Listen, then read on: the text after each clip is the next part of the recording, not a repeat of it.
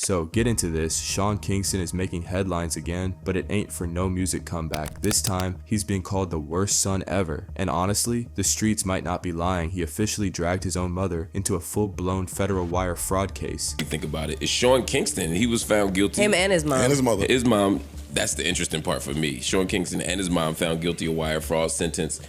A lot of people in the streets are saying he should have just took the charge so his mom ain't got to go to jail. The feds are saying this wasn't just some little scam. This was a whole operation, and now Mama Kingston is caught up in the crossfire. Whew, let's unpack this foolishness. So here's the tea. On March 28th, 2025, Sean Kingston and his mama Janice Turner were found guilty in federal court. We're talking conspiracy to commit wire fraud and 4 counts of straight up wire fraud. And this ain't no small time scam. They ran up over $1 million in fake payments for luxury stuff like iced out jewelry, a brand new Escalade, and bougie furniture. Sean Kingston and his mom, Janice, she's 62, was found guilty on all charges in their luxury fraud scheme trial, all right?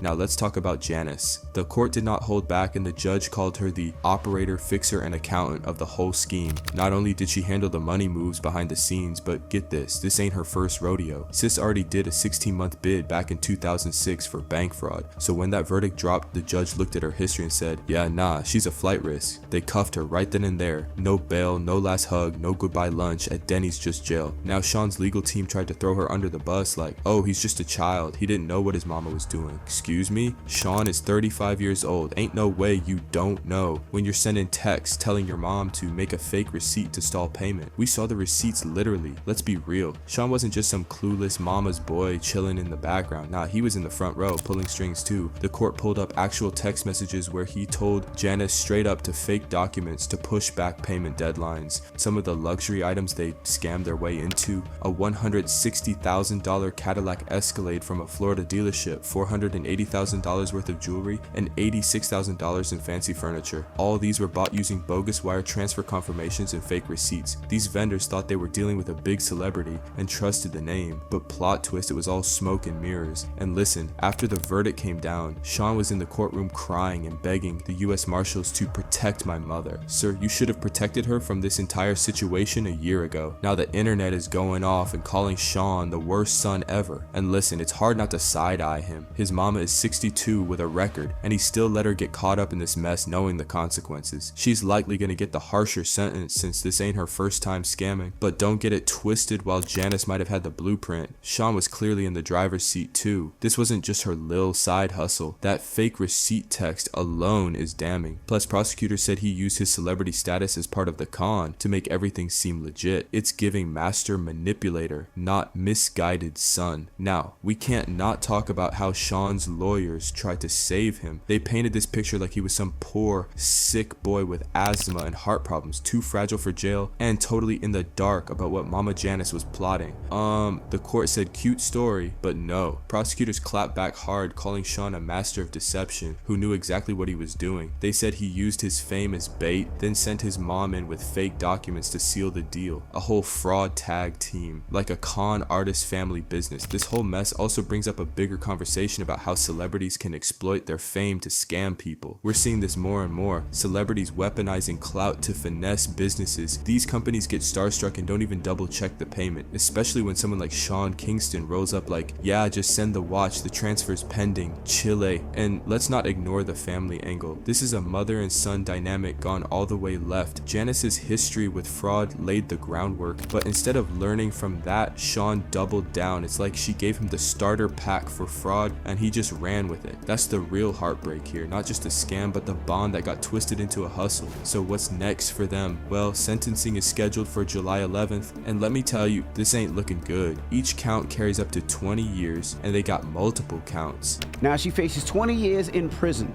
That's the maximum for federal wire fraud cases. Now we're asking 800-585-1051. If your child or parent got jammed up, would you take the charge for them? All right?